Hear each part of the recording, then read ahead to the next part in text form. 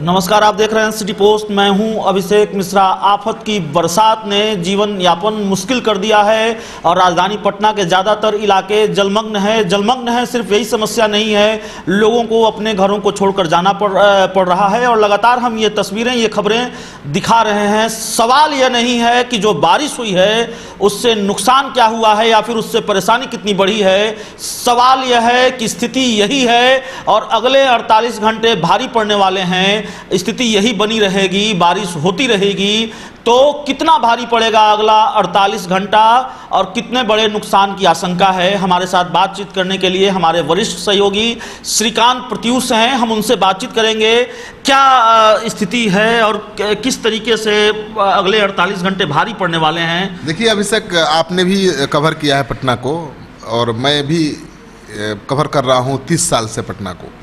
मुझे नहीं याद है कि इस तरह की स्थिति कभी पटना में हुई थी। हाँ, बारिश के मौसम में पटना में जल जमाव होता था, लेकिन इतना जल जमाव मैंने नहीं देखा था और लोगों का भी कहना है कि इतना बड़ा विकट हाल नहीं बना था कभी।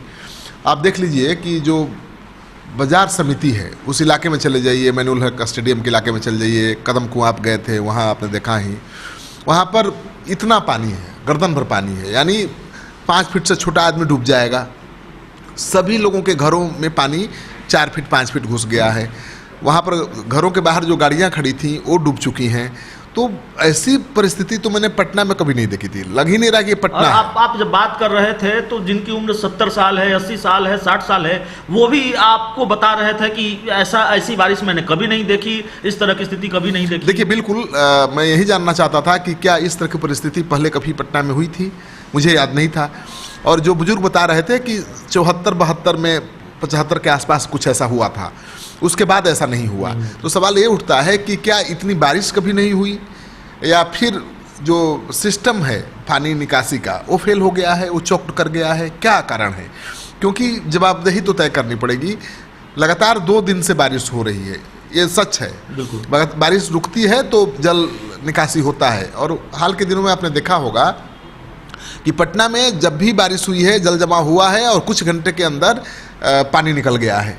ये पहला मौका है जब मैं देख रहा हूँ कि लगातार बारिश हो रही है और जल जमाव लगातार बढ़ता जा रहा है। गंगा नदी में गया था देखने के लिए कि वहाँ क्या स्थिति है। गंगा नदी के जल स्तर में गिरावट आई है। पहले जो 5 दिन पहले गंगा का जल स्तर था वो बहुत कम हो गया है, उससे ज़्यादा कम हो गया है। लेकिन लगातार 2 दिनों से जो बारिश हो रही है और अभी भी बारिश 2 दिनों तक लगातार होगी तो मानकर चलिए कि फिर गंगा नदी उफान पर आएगी।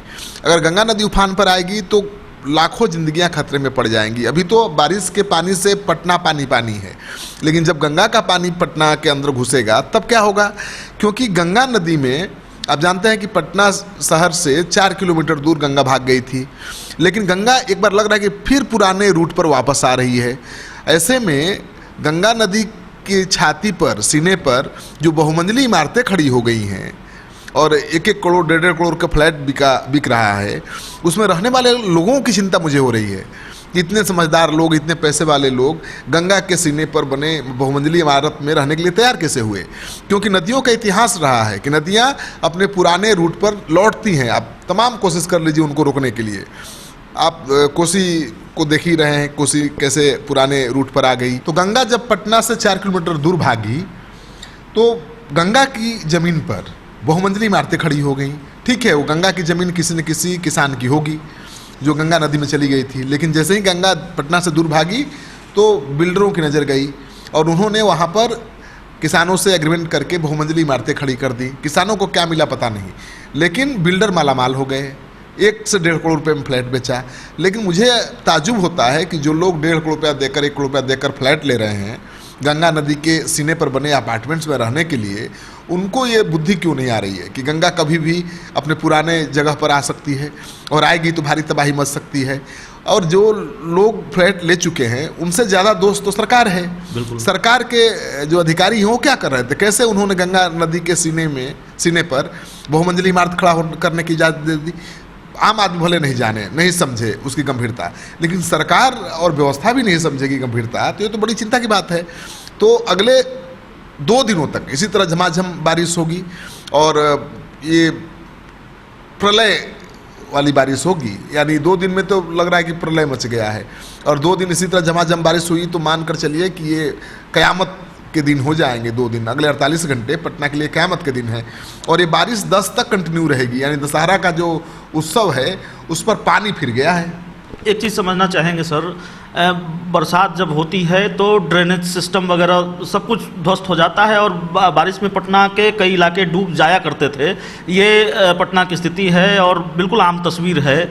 लेकिन क्या बारिश इस हद तक हुई है, या फिर जो आप कह रहे हैं प्रलयंकारी बारिश है, कि सिस्टम बिल्कुल लाचार हो गया है, नगर निगम लाचार हो गया है, और व्यवस्था बिल्कुल लाचार इस वजह से भी हो गई है कि बिल्कुल आफत की बारिश हो रही है? देखिए, बिल्कुल मुझे नहीं लगता है। इससे ज़्यादा बारिश मैंने अपने बचपन में भी देखा है कि लगातार 8 दिन 10 दिन बारिश होती रहती थी। ठीक है, बाढ़ की नौबत आती थी, लेकिन राजधानी पटना में इतना ज़्यादा जल जमाव कभी नहीं होता था। इसका मतलब है कि कहीं न कहीं जो पानी निकासी की व्यवस्था है वो फेल हुई है। सबसे बड़ी बात है कि पटना नदी में आप देखिए, आसियाना नगर से होकर दीघा की तरफ जाने वाली जो नदी है वो नाले में तब्दील हो चुकी है। आप नाला ही जानते होंगे, मैं जानता हूँ नदी थी, तो नाले में तब्दील हो चुका है। नाले पर रोड भी बन गया आसियाना नगर तक, बाकी नाला खुला है, पूरा नाला उफान पर है। नाले उफान पर है मतलब राजीव नगर और आसपास के कुर्जी इलाके के घरों में भी पानी घुस गया है। अब आप समझिए कि लगातार शहर में जल जमाव बढ़ता जा रहा है, और आपको याद होगा कि आपने देखा होगा कि बरसात के ठीक पहले नालों की सफाई का काम निगम शुरू करता है। यानी बरसात नालों की सफाई होती है, उस सारा कचरा सड़क पर रख देते हैं नगर निगम के कर्मचारी, और फिर बरसात होती है और वो सारा कचरा नाले में चला जाता है वापस। यानी पैसा तो खर्च हो गया, नाले की सफाई के नाम पर पैसा करोड़ों रुपया खर्च हो गया, लेकिन वही कचरा फिर सड़क पर फैल गया, लोगों का चलना मुश्किल हो गया, यानी नारकीय जीवन बन गया, और फिर वही कचरा बारिश की पानी के सहारे नाले में चला गया। तो आपने लाखों करोड़ों रुपए नाले में बहा दिए। अब जो बारिश लगातार हो रही है तो पोल खुल रहा है, घंटे 2 घंटे की बारिश से तो पोल नहीं खुलता है, लेकिन जब 2 दिन की बारिश होती है तो पोल खुल जाती है। तो वही हुआ है। अब तो भीषण स्थिति है। पटना में कहीं चले जाइए, मुझे लगता है कि अगर आपको पाटलिपुत्रा में आप बैठे हैं, यहाँ से आपको कंकड़बाग जाना है तो नहीं पहुँच पाएंगे। आपको डकबंगला चौराहे से आपको कहीं जाना है, नाला रोड नहीं जा पाएंगे, कदम कुआं नहीं जा पाएंगे, और बाजार समिति का जो इलाका है, राजेंद्र नगर इलाका है, उधर तो जाने की सोचिए ही मत। जो लोग वहाँ घर में हैं, घर में कैद हो गए हैं।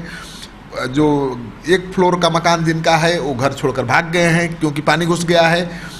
जो 2 फ्लोर के मकान पर रहते हैं वो पहले मंजिल पर जाकर शरण लिए हुए हैं। तो विकट स्थिति है। एक महिला दिखी जो ठेला पर रात में सोई थी, रात में बारिश हुई, अचानक घर में पानी घुस गया। जब तक उसको पता चला तब तक घर पानी में डूब चुका था।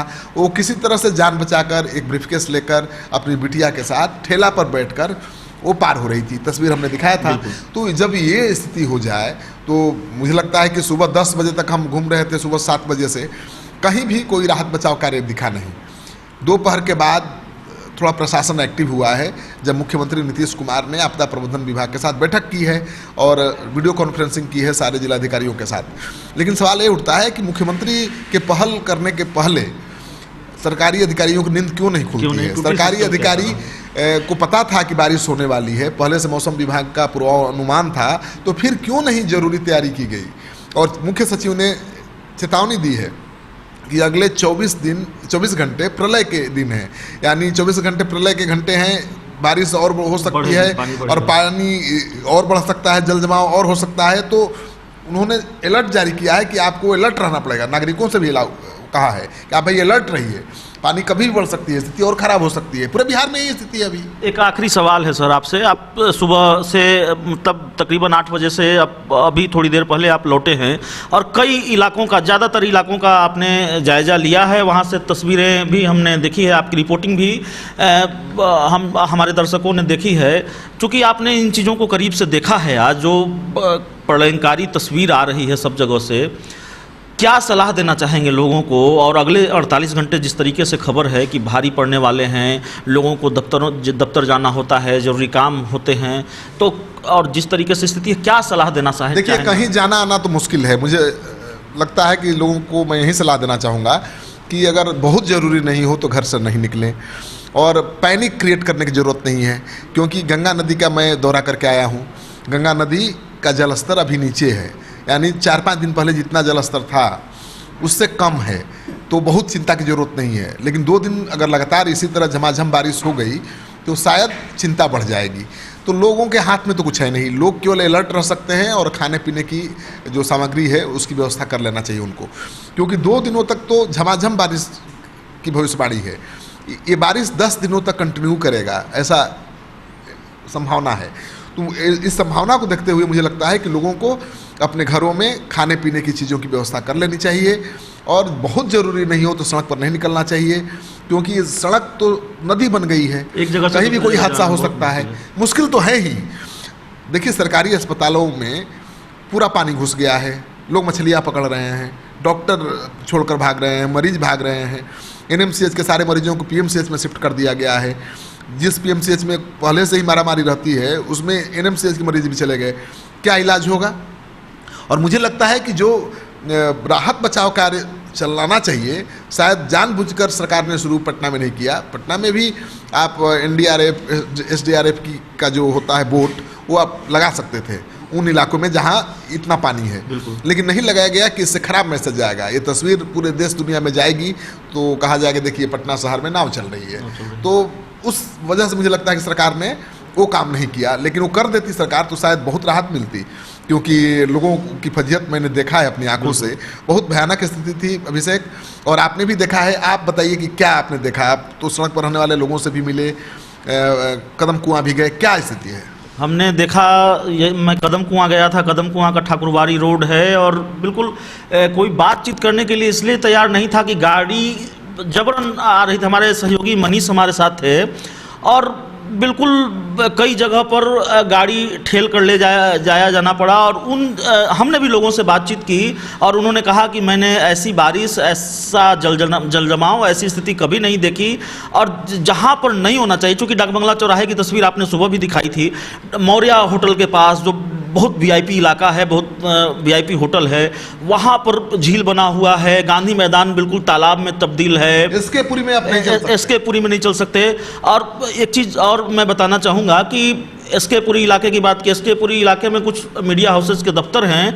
कुछ मीडिया हाउसेस के दफ्तरों में अपने कर्मचारियों को आने से मना कर दिया। तो पानी जो है वो मीडिया के दफ्तर को छोड़कर थोड़े बिल्कुल अपना रास्ता तय करेगा। बिल्कुल, पानी तो जहां मिलेगा बहाव, जहां ढलाव वहां ढलेगा। तो पानी तो कोई भेदभाव नहीं करता है। देखिए, प्रकृति में जो व्यवस्था है पानी का और हवा का, वो किसी के साथ भेदभाव नहीं करता। सूरज सबको रोशनी देता है, ऊर्जा देता है। पानी सबके लिए उपलब्ध है फ्री में, और हवा भी उपलब्ध है फ्री में। ये व्यवस्था जो प्रकृति ने हमको दी है, हम तो छोटी सी व्यवस्था नहीं कर पाते हैं। हम 5 साल आगे की नहीं सोच पाते हैं या प्लानिंग कर पाते हैं। प्रकृति ने तो हजारों साल पहले जो व्यवस्था दी थी आज तक चल रहा है। तो प्रलय के दिन है अगले 48 घंटे तक। मुझे लगता है कि आपको सावधान रहना चाहिए, आपको खाने पीने की चीज़ों की व्यवस्था कर लेनी चाहिए, और बहुत ज़रूरी नहीं है तो घर से बाहर नहीं निकलना चाहिए। आप सिटी पोस्ट पर बने रहिए, लगातार हम आपको लेटेस्ट जानकारी देते रहेंगे, आपको बता देंगे कि कब पानी उतरा, कब आप घर से बाहर निकल सकते हैं। और अभी आप इंतज़ार करिए, घर में पिकनिक का आनंद लीजिए, पकौड़ा छानिए, भूजा खाइए, लिट्टी चोखा बनाइए, खाइए, क्योंकि आपके हाथ में कुछ है नहीं, और सरकार के हाथ में अगर कुछ होता तो ऐसा होता नहीं। तो मुझे लगता है कि अब ईश्वर पर भरोसा करिए, इंतजार करिए, और इस संकट की घड़ी को एंजॉय करिए। क्या आप जानते हैं कि घर बैठे आप अपनी स्वास्थ्य समस्याओं का सॉल्यूशन पा सकते हैं सॉफ्टकेयर मोबाइल ऐप के द्वारा। अधिक जानकारी के लिए आप संपर्क कर सकते हैं। हमारे फोन नंबर्स हैं 9472981111, 9472982222। Softcare app, solution at your finger tips.